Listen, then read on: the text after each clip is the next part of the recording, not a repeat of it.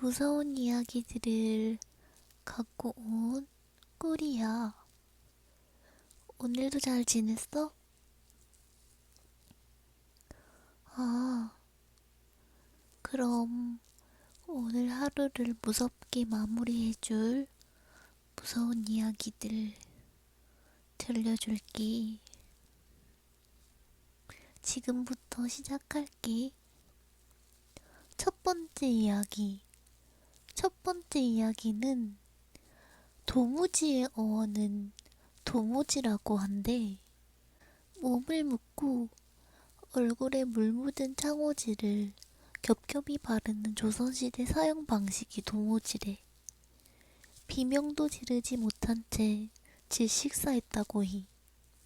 어찌할 바를 모르겠는 상황에서 도무지라는 표현이 유래했다고 해. 무섭지? 도무지라는 말의 어원이래. 첫 번째 이야기는 약간 에피타이저 같은 이야기였고, 오늘의 하이라이트인 무서운 이야기 시작할게. 남부 지역에서 주로 목격된다는 이 동물 혹은 요괴는 한 블로거의 투고로 유명세를 떨치게 되었대. 예전부터 범, 백호, 와호, 하얀 번개, 허연 번개 등으로 불리웠다고 해. 이 범, 과거엔 육식동물들을 범으로 뭉뚱그려 불렀다고 해. 주요 출몰지가 부산 해운대구 장산골이기 때문에 최근 장산범이란 이름이 붙은 것이래. 오늘의 두 번째 이야기는 이 장산범에 대한 이야기를 할 거야. 사람 실종이 연관된 장산범 이야기. 옛날 집들은 거의 다 그러하듯이 어릴 적 저희 어머니의 집도 초가집이라고 해야 하나요? 그런 집에 사셨답니다. 방 한 칸에 외할머니, 외할아버지, 넷째 이모, 저희 엄마, 막내 외삼촌 이렇게 옹기종기 모여 잠을 청하고 있던 중 푸시럭거리는 특별한 소리가 들리지 않았지만 왠지 모를 육감이 어머니를 깨우더랍니다. 눈을 떴을 땐 혹시 꿈이 아닐까 하여 눈을 비비적거리시며 외할아버지께 초점을 맞추려 노력하셨답니다. 어머니의 시야가 선명해질 때 눈에 들어온 것은 외할아버지께서 방문 앞에 앉으셔서 땀을 뻘뻘 흘리시며 방문을 대고 초로 원을 빙빙 그리고 계셨답니다. 잠에서 갓 깨신 어머니는 외할아버지의 그런 행동이 기이하기만 하셨더랬죠. 그냥 가만히 지켜보고만 계셔야 할 듯해 숨을 죽이고 외할아버지를 계속 응시하셨다 합니다. 그것도 잠시 잠깐이지요. 나중에 되니 목이 마르고 발에 지가 나고 어지럽고 작은 볼일까지 마려우셨다 합니다. 이거 말을 해야 할 것 같긴 한데 외할아버지의 너무 진지한 의식 같은 행동이 차마 쉽게 입이 떨어지질 않으셨답니다. 어찌 지가 나는 발이라도 풀어보려 몸을 요리조리 움직이시던 중 달빛에 비치는 창호지 문 밖에는, 그러니까 외할아버지의 어깨 너머로 보이는 문밖, 그 문 밖에는 사람이 다소곳이 앉아있는 형상이 보이더랍니다. 문 밖의 형상 머리 윗부분에다 초를 천천히 돌리고 계시는 외할아버지. 발에 지가 나는 것보다 더 큰 일이 벌어지고 있는 것 같아 고통스러움도 잊으신 채 그 광경에 몰입하셨다 합니다. 한참을 돌리니 문 밖에 그것이 일어서더랍니다. 삐걱삐걱 마루 갈라지는 소리와 함께 방문 바로 앞 마루를 왔다 갔다 하더니 다시 방문 앞에 멈춰서더니 갑자기 엎드리더랍니다. 아래로 엉금엉금 기어내려가는 느낌. 그것의 다음 행동은 시야에서 차차 흐려졌고 그와 동시에 외할아버지는 초 돌리는 걸 멈추셨다 합니다. 방바닥에 뚝뚝 떨어지는 촛농, 눈에 보이진 않으니 소리로 동태를 파악해 보려고 하셨다고 합니다. 여기저기 무언가를 질질 끌고 다니는 소리, 흙을 살살 파는 소리, 흙 위를 사박사박 밟고 다니는 소리. 분명 일어설 때와 걸을 때는 허리를 꼿꼿이 세우는 것이 영락없는 사람이었는데 땅에 내려가서는 사박사박 걷는 소리가 짐승 소리 마냥 발소리가 여러 개였다 합니다. 그렇게 얼마간 마당을 돌아다녔을까요? 다시 방문 앞 마루 위로 올라설 때는 사람이 걷는 것 마냥 허리를 세우고 걸어오더랍니다. 아까 전과 같은 모양으로 다소곳이 앉더랍니다. 근데 어머니의 느낌에는 그것이 뒤돌아 앉아있는 느낌이 아니라 외할아버지와 마주보고 앉아있는 느낌. 외할아버진 또 뒤질세라 초를 그것의 머리 쪽에다 문에 대고 빙빙 돌리시더랍니다. 한참을 돌리고 있으니 그것이 팔을 한짝 들고 손으로 창호지를 살살 긁더랍니다. 생각지도 못했던 이것의 뜬금없는 행동에 양반다리를 하고 초록 원을 그리시는 외할아버지는 파르르 떨리는 팔과 함께 엉덩이가 흠칫 들썩거리셨답니다. 어린 저희 어머니의 눈에는 그것이 무엇인지도 몰랐고 저렇게 집밖만 돌아다니다 가겠지 이런 느낌이었는데 집 안으로까지 침입하려는 느낌이 들자 순간 고요하던 심장이 요동을 쳤답니다. 맨 처음엔 손가락 한 개로 살살 긁어대던 소리가 손가락 여러 개로 문을 긁어대더니 서걱서걱 되는 소리로 바뀌었답니다. 이때는 한기가 느껴지는 것이 아니라 정확히 알 수 없는 눈에 보이지 않는 어떤 걱정이 턱하니 밀려오더랍니다. 얼마 안 있음 뚫릴 텐데 듣고 있는 저까지 그때의 상황이 걱정이 되었습니다. 한 번씩 숨소리가 간간히 들렸는데 그 소리는 짐승 소리 마냥 거칠었다고 합니다. 외할아버지는 저희 어머니가 깨셨다는 걸 눈치채셨는지 뒤도 안 돌아보시고 퍼뜩 눈 감고 자그라 하시며 조용히 말씀하셨답니다. 어머니는 덜렁 누워 억지로라도 눈을 감으셨지만 쉽사리 잠이 오셨을까요? 방 안을 쭉 훑어보시고 옆에서 아무 일 없다는 듯 너무나 평온히 잠들어 있는 나머지 식구들을 한번 보셨답니다. 그것이 자리를 뜬 후에도 날이 밝아왔음에도 외할아버지께서는 방문 앞을 묵묵히 지키고 계셨고 어머니는 휑한 천장만 몰뚱히 쳐다보고 계셨답니다. 무엇이었을까요? 어머니는 끝까지 보지 못하셨다고 합니다. 그것의 모습은 외할아버지만이 보셨을 겁니다. 다만 다음날 창호지 문에는 손톱 자국이 여러 개 있었다고 합니다. 이때 저희 막내 외삼촌 꼬꼬마 시절 동무들 중 한 명이 마을에서 갑자기 사라졌다는 흉흉한 소문이 돌고 있을 때였다고 합니다. 어쩌면 한 명뿐이 아니었는지도 모르겠습니다. 다시 저희 어머니가 처녀때로 돌아와서 시기는 봄이었고 막내 외삼촌, 저희 어머니 이렇게 두 분하고 동네 젊은 청년들과 처자들 3355 모여 산을 올랐다고 합니다. 집을 나서기 전 정상 가까이 있는 큰 바위 쪽까지 절대 가지 말라는 외할머니의 신신당부와 함께. 근데 그렇게 설명해 주셔도 아나요? 어디가 어디인지.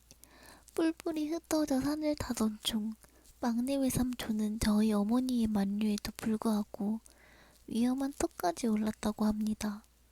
사람들의 발길이 잘 닿지 않는 그곳.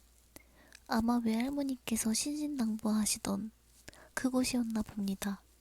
막내 외삼촌은 큰 바위를 낑낑대며 오르고 있었고 저희 어머니는 신나게 꽃도 꺾어보고 나물도 캐시다가 휑한 느낌이 들어 주위를 둘러보니 같이 왔던 사람들과 너무 멀어졌음을 느껴 하시곤 막내 외삼촌이 궁금하여 고개를 들어 위를 보셨더랬죠.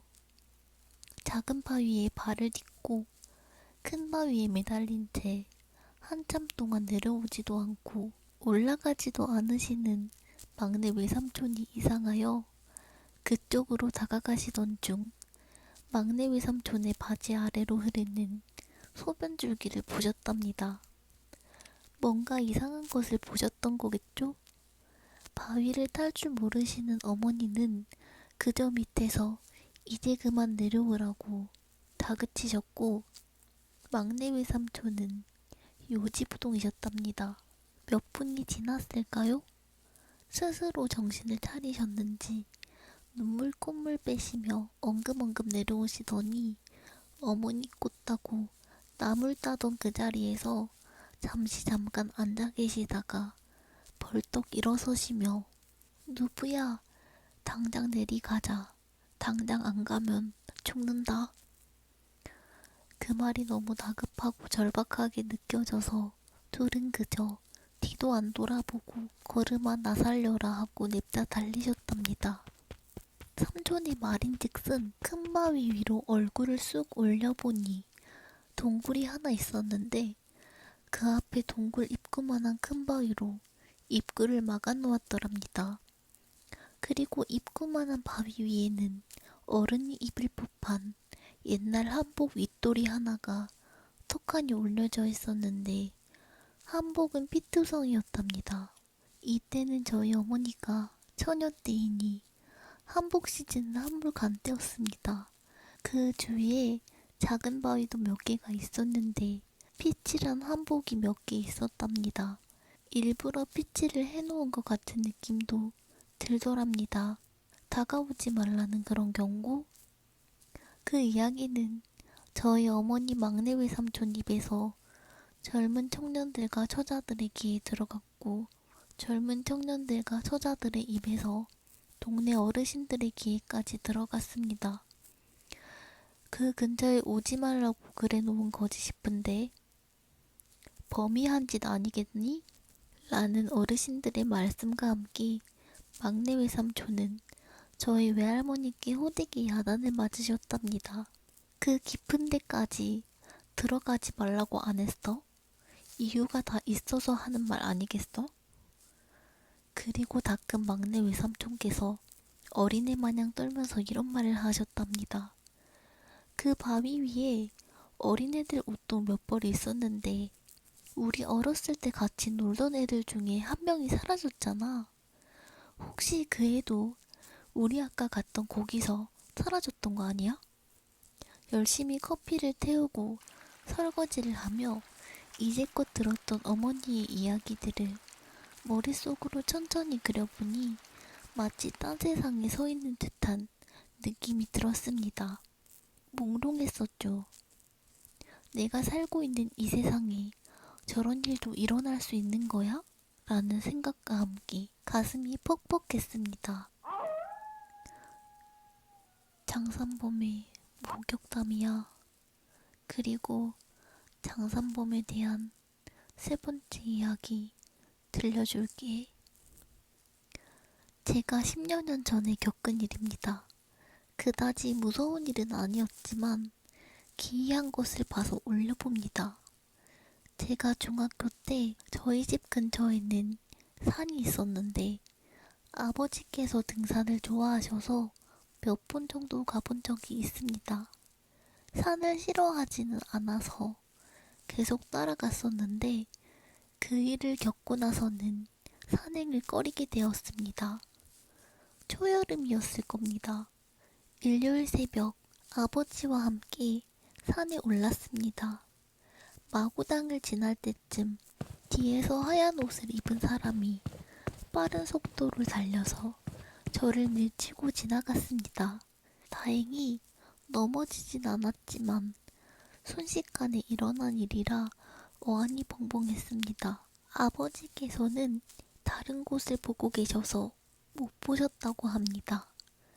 그리고 계속 산을 오르는데 뭔가 시선이 느껴져서 뒤를 돌아봤습니다. 저 멀리서 하얀 털옷을 입은 사람이 바위 뒤에서 절 바라보고 있었습니다. 자세히 보이진 않았지만 한여름에 털옷을 입고 있어서 이상한 사람으로 생각했습니다. 그런데 그 사람이 바위에서 나와 다가오는데 불현듯 아까 절 밀치고 간 사람이 아닐까 생각이 들었습니다. 오싹했습니다. 가는 길이 외길이라 돌아올 수 없었을 텐데? 순간 그 사람이 네 발로 달립니다. 그리고는 저를 덮치는 듯 엄청난 속도로 달려옵니다. 눈을 질끈 감으며 비명을 질렀습니다. 살짝 눈을 뜨니 그 사람은 없었습니다. 앞서 가시던 아버지께서 무슨 일이냐며 걱정스럽게 쳐다보셨는데 아무래도 아버지께서는 못 보신 것 같습니다. 사람인지 짐승인지 모르겠습니다.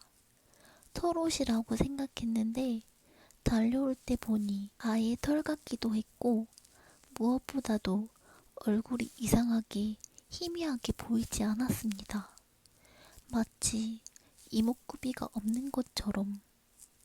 주변 친구들에게 이야기해봤지만 아직까지도 저 위에는 산에서 그걸 본 사람은 없는 것 같습니다. 또 다른 장산범 목격담이야. 무섭지? 그러니까 항상 조심해야 돼. 네 번째 이야기 들려줄게. 내 지인이 공연 중에 낮 공연 끝나고 배가 아파서 화장실에 들어갔는데 끝자리 마주보고 두 개가 잠겨 있더래. 그래서 그 옆에 아무데나 들어가서 볼일을 보는데 꽤 오래 있었나 봐. 근데 잠겨 있는 거야. 누가 있는 건데 아무 소리도 안 나서 볼일 보기 민망했다는 거야. 그래서 그냥 고장나서 잠가뒀나 보다 싶어서 친구 볼일 나보고 나와서 손 씻는데 그 순간 캉 하면서 잠겨있던 문 두 개 다 활짝 열리더래.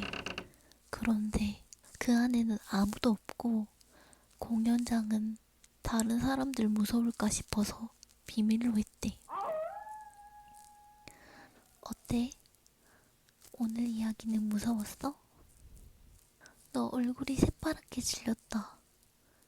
그래도 악몽은 꾸지 않을 거야. 내 말 믿어. 내 말 믿고 얼른 자. 잘 자.